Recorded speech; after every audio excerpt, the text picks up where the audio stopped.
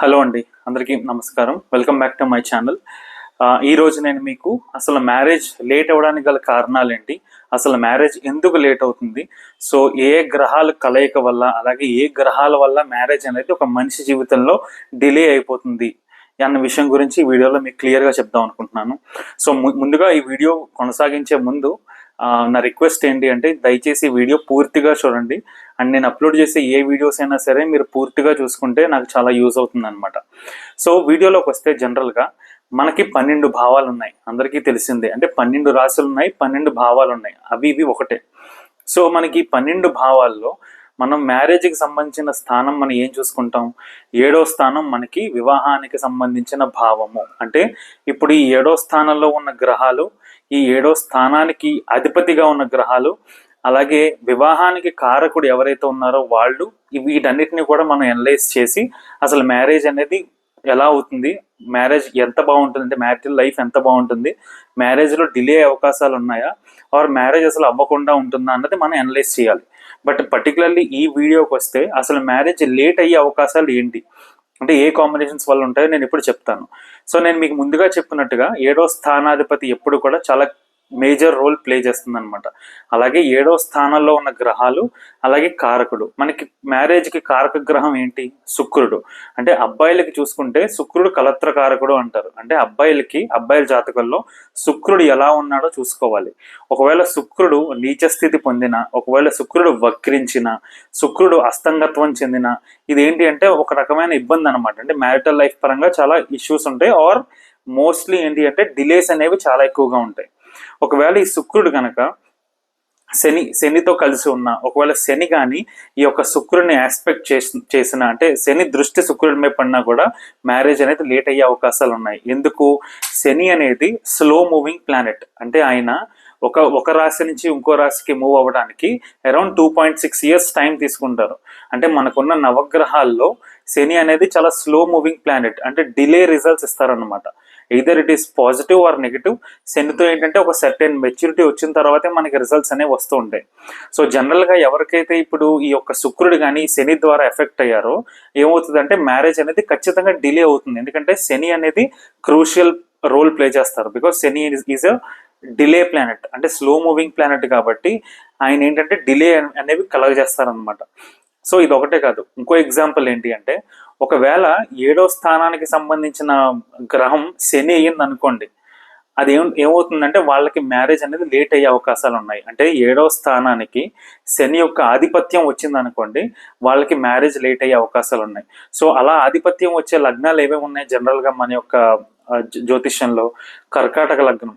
So కర్కాటక లగ్నం వాళ్ళకి 7వ స్థానాన్ని రూల్ చేసేది శని. సో ఆ 7వ స్థానాన్ని, అంటే వివాహ స్థానానికే అధిపతి అయినప్పుడు వివాహం అనేది లేటుగా ఇచ్చే అవకాశాలు కూడా చాలా ఉంటాయి. అలాగే సింహలగ్నం వాళ్ళకి 7వ స్థానాధిపతి కూడా మనకి శని అవుతారు. సో ఎప్పుడైతే 7వ స్థానానికి సంబంధించిన గ్రహాన్ని ఆయన రూల్ చేస్తున్నారో ఇక్కడ ఏమవుతుందంటే ఆ మ్యారేజ్ అనేది లేట్ అయ్యే అవకాశాలు ఉన్నాయి. బికాస్ శని అనేది స్లో మూవింగ్ ప్లానెట్, చాలా డిలే రిజల్ట్స్ ఇస్తారు. ఇక్కడ ఒక గొప్ప విషయం ఏంటి మనం గుర్తుపెట్టుకోవాలి అంటే, శని అనేది రిజల్ట్స్ డిలే చేస్తారు తప్ప డినై చేయరు. సో ఇక్కడ వేరే అదర్ ఆస్ట్రాలజికల్ సిగ్నిఫికెన్స్ మనం చూసుకుని మ్యారేజ్ అవ్వదు అని చెప్పుకోవచ్చు. కాకపోతే శని ఇన్వాల్వ్మెంట్ ఉంటే ఖచ్చితంగా మ్యారేజ్ అవుతుంది. కాకపోతే ఏంటంటే అది లేట్ అయ్యే అవకాశాలు ఉన్నాయి.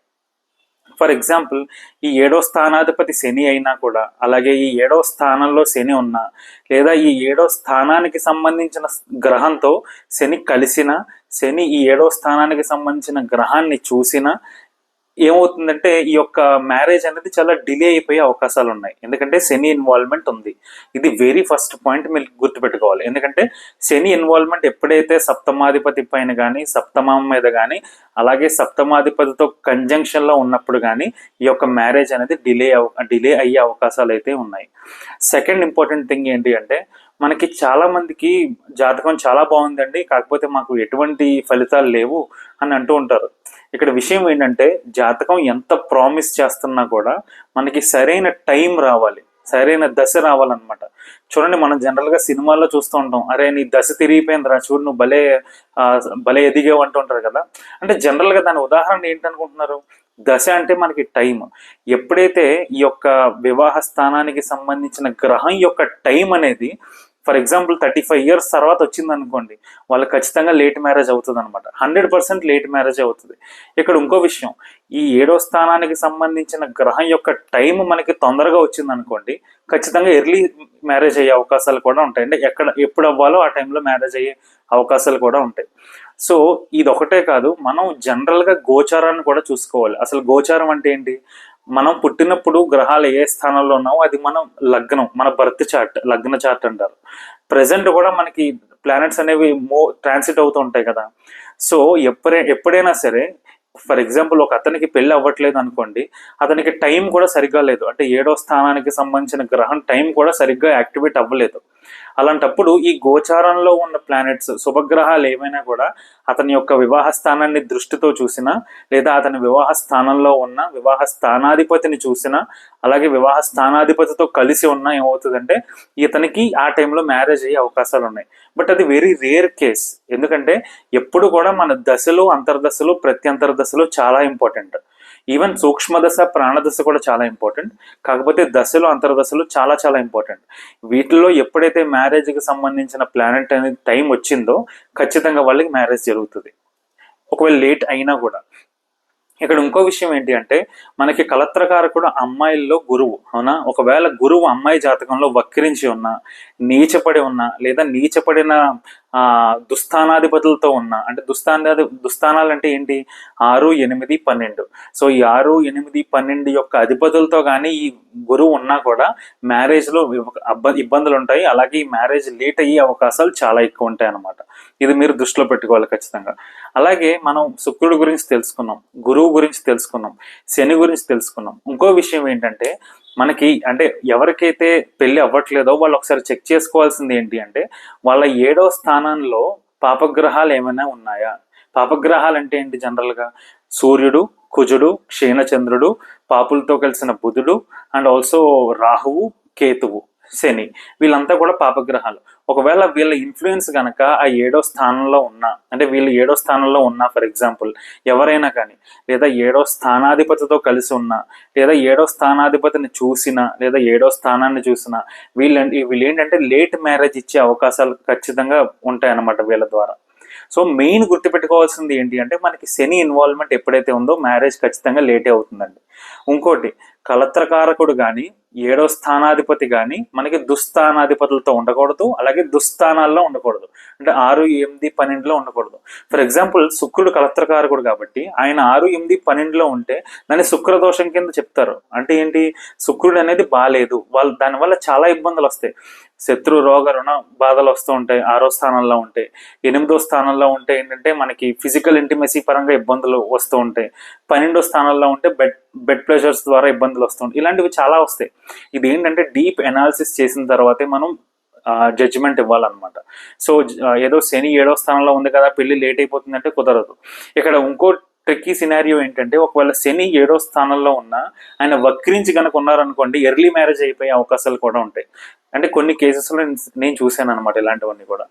ఇక్కడ మోస్ట్ ఇంపార్టెంట్ థింగ్, మనం దశల గురించి మాట్లాడుకున్నాం, అలాగే ప్రజెంట్ గోచారం గురించి మాట్లాడుకున్నాం, శుక్రుడు గురించి మాట్లాడుకున్నాం, గురువు గురించి మాట్లాడుకున్నాం, అలాగే శని డిలే ప్లానెట్, అలాగే 7వ స్థానాధిపతి ఎప్పుడైనా కూడా పాపగ్రహాలతో కలిసినా కూడా ఇబ్బంది అని మాట్లాడుకున్నాం.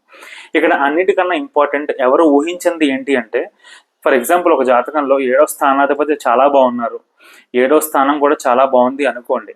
ఇక్కడ ఒక ఇబ్బంది ఏంటి అంటే, ఫర్ ఎగ్జాంపుల్ ఇప్పుడు ఈ 7వ స్థానాధిపతి ఏదో పలానా స్థానంలో ఉండి ఆయన ఒక 15 డిగ్రీల్లో ఉన్నారనుకోండి, వేరే పాపగ్రహం వేరే 7వ స్థానంలో సేమ్ 15 డిగ్రీల్లోనే ఉందనుకోండి.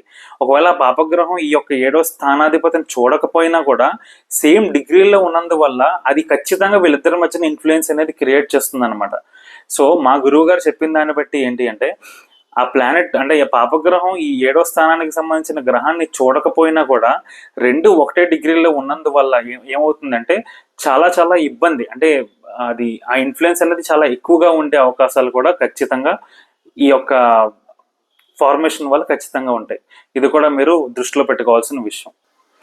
అలాగే ఇక్కడ ఇంకో విషయం ఏంటి అంటే, ఫర్ ఎగ్జాంపుల్ ఇప్పుడు 7వ స్థానానికి సంబంధించిన గ్రహం కనుక పాపకర్త్రి యోగంలో ఉంది అనుకోండి, ఆ యొక్క 7వ స్థానానికి సంబంధించిన గ్రహం ఆ మ్యారిటల్ లైఫ్ పరంగా లేదా మ్యారేజ్ అవ్వడానికి కూడా చాలా ఇబ్బందులు క్రియేట్ చేసే అవకాశాలు ఉన్నాయి. ఇక పాపకర్తరి యోగం అంటే ఏంటి? ఇప్పుడు 7వ స్థానాధిపతి నాకు కుజుడు అయ్యారు అనుకోండి, ఈ కుజుడికి ముందు కుజుడికి వెనకాల పాపగ్రహాలు ఉన్నాయి. శని కానీ రాహు కానీ ఇద్దరు ఉన్నారు అనుకోండి, ఈ కుజుడు అనేవాడు ఈ పాపగ్రహాలతో ఎఫెక్ట్ అవుతున్నారు అనమాట. సో దానివల్ల ఆధిపత్యం 7వ స్థానానికి వచ్చింది, అంటే వివాహానికి సంబంధించిన స్థానానికి వచ్చింది కాబట్టి ఆ యొక్క ప్లానెట్ చాలా ఇబ్బంది పడుతుంది. కాబట్టి మ్యారేజ్ అవ్వడం కూడా చాలా ఇబ్బంది అయ్యే అవకాశాలు ఉంటాయి. ఇది కూడా చాలా గుర్తుపెట్టుకోవాలి. 7వ స్థానాధిపతే కాదు, మెయిన్ కారకుడు, కలత్ర కారకుడు కూడా చూడాలి. చాలా మందికి ఏంటంటే 7వ స్థానాధిపతి బాగుంటారు, 7వ స్థానం కూడా చాలా బాగుంటుంది. కాకపోతే ఈ కలత్ర కారకుడు ఇబ్బంది పడ్డాడు అనుకోండి, వాళ్ళకి ఇబ్బంది. అంటే ఇక్కడ మనం ఎలా చూసుకోవాలంటే, మనకి ఓకే కలత్ర కారకుడు బాగున్నాడు, 100% మార్క్స్ వచ్చాయి. 7వ స్థానం బాగుంది, 100%. 7వ స్థానంలో ఉన్న గ్రహం పాపగ్రహం, ఇది మార్క్స్ తగ్గిస్తుంది అనమాట. సో ఈ రకంగా మనం యావరేజ్ చేసుకుని ప్రొడిక్షన్ అనేది ఖచ్చితంగా ఇవ్వాలి.